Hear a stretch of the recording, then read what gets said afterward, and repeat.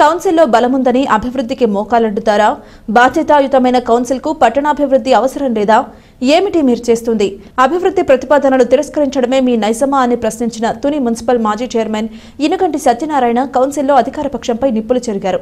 ఇదే మీ తీరైనా అభివృద్ధి కోసం మా నిర్ణయాలు మాకుంటాయని ఇనుగంటి గట్టి సంకేతాలిచ్చారు. ఓటమి నుంచి గుణపాఠం నేర్చుకుని వైకాపా నేతలు అహం మర్చి అభివృద్ధికి సహకరించాలని, లేదంటే ప్రజా ఆగ్రహానికి వైకాపా కౌన్సిలర్లు గురికాక తప్పదని తుని మున్సిపల్ మాజీ చైర్మన్ ఇనుగంటి సత్యనారాయణ హెచ్చరించారు. మెజారిటీ ఉందని వెర్రవీగి అభివృద్ధికి మోకాళ్లడ్డితే సీన్ రివర్స్ అవుతుందన్న ఇనుగంటి అభివృద్ధి అజెండాను వ్యతిరేకిస్తే వైకాపా నేతలు ప్రజా వ్యతిరేకతను మూటగట్టుకోక తప్పదన్నారు. ప్రజా అవసరాలను గుర్తించిన ప్రజా బాంధవి యనమల దివ్య అధికారంతో అభివృద్ధి ప్రతిపాదనలు పంపితే కౌన్సిలర్ తిరస్కరించడమేంటని ఇనుగంటి ప్రశ్నించారు.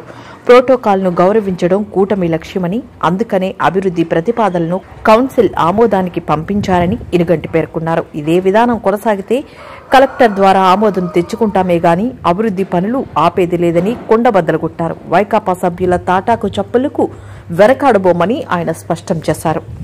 మన ఎమ్మెల్యే గారు దివ్య గారు మేడం గారు కొన్ని పర్యటనలో కొన్ని వార్డుల్లో ప్రజలు ఇచ్చిన అభ్యంతరాలను, ప్రజలు ఇచ్చిన సూచనల్ని అన్ని దృష్టిలో పెట్టుకుని ఆ ఏ వార్డులో ఏం కావాలన్నది మేడం గారు కౌన్సిల్ మీటింగ్ ఏజెండాకి కమిషనర్ గారికి ఇవ్వడం, అది ఏజెండాకి రావడం కూడా జరిగింది.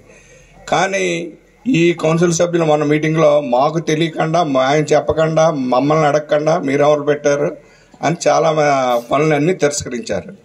అంటే ఏంటి అలహం? ప్రజలకి ఉపయోగపడే పని ఎవరు చేసినా దాన్ని సమర్థించాల్సిన బాధ్యత మనందరి మీద ఉంది. అది శాసనసభ్యురాలుగా ఆవిడ ఆ మేడం గారి పవర్ ఉంది, దాన్ని అనుసరించాలా. గత మీటింగ్లో కూడా అదే విధంగా చేశారు. 1-2 మీటింగ్లు చూస్తాం, కలెక్టర్ ద్వారాగా ఆమోదం పొందుతాం. ఎందుకంటే వాళ్ళకి ఇచ్చే స్వేచ్ఛ వాళ్ళకి ఇవ్వాలి. కౌన్సిల్ వాళ్ళకి ఇంకా సంవత్సరం టైం ఉంది కాబట్టి వాళ్ళ ద్వారాగా చేయించవలసిన బాధ్యత ప్రోటోకాల్. ఎందుకంటే రామకృష్ణ గారు ప్రతి విషయంలోనూ యనమల రామకృష్ణ గారు ప్రోటోకాల్ పాటించమంటారు. మేము ముందు వాళ్ళని దాటుకుని వెళ్ళిపోవచ్చు. కానీ సార్ చెప్పేది ఏంటంటే, మేడం గారు చెప్పేది ప్రోటోకాల్ పాటించండి, ఎవరికి ఇచ్చే గౌరవం వాళ్ళకి ఇవ్వమని చెప్పారు. అదేవిధంగా కౌన్సిల్ సభ్యులు కూడా వాళ్ళ ద్వారా తీర్మానాలు చేసి వాళ్ళ ద్వారాగా ప్రజలకు అభివృద్ధి చేయాలన్నది మంచి పని. ఎవరైతేనే ఈ వార్డు కౌన్సిలర్ పెట్టాలంటే ఈ స్కూల్ కమిటీ ఉంది, ఇక్కడ ఉన్న రోడ్లు ఏమైనా ఉంటే స్కూల్ కమిటీ మేడం గారు దృష్టి తీసుకెళ్తారు. మేడం గారు పలానా వార్డులో పెట్టండి అంటే ఈ వార్డు కౌన్సిలర్ వచ్చి నాతో చెప్పకుండా, మాకు తెలియకుండా, మేము అనకుండా మీరు ఎందుకు పనులు పెడతారని తిరస్కరించడం అది మంచి పద్ధతి కాదు, మంచి సాంప్రదాయం కూడా కాదు. కాబట్టి గత 2 మీటింగుల్లో చూస్తున్నాం, చాలా తిరస్కరించుకుంటూ వస్తున్నారు. ఇదే రిపీట్ అయితే మాకు పవర్ ఉంది. మేడం గారి ద్వారాగా, కలెక్టర్ గారి ద్వారాగా మేము ఆమోదించి పనులు చేసి తీరుతామని, ఏ వార్డులో ఎవరైతే వద్దన్నారో అదే ప్రజలను కూడా మీ మీద దండెత్తడానికి కూడా సిద్ధంగా ఉన్నారని ఈ సందర్భంగా హెచ్చరిస్తున్నాం.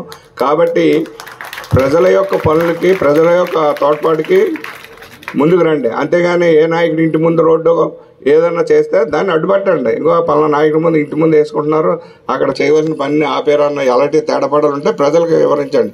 అంతేగాని ప్రజలకు ఉపకారం చేసే పనులు కానీ ఎదురుపడి అడ్డుపడితే మాత్రం చూస్తూ ఊరుకుండపోవడం అని కూడా ఈ సందర్భంగా మేము తెలియజేస్తున్నాం. అందుకే రేపు రాబోయే రోజుల్లో స్థానిక సంస్థలు కూడా కూటమి ప్రభుత్వానికి మద్దతుగా ఉంటే ఇంకా మంచి పనులు ఎవరిని అడగాల్సిన పని ఉండదు. మనమే డైరెక్ట్ తీర్మానం చేసుకుని మంచి పనులన్నీ ప్రజలకు అందేలా కూడా ఇంకా మంచి పథకాలు ఉన్నాయి కాబట్టి అన్ని ప్రజలకు చేరువవ్వాలి. కాబట్టి మీ అందరి సహకారాలతో ఈ మంచి ప్రభుత్వానికి మీ తల్లిదండ్రుల దీవెనలు కూడా మీ ద్వారాగా రావాలని ఆశిస్తూ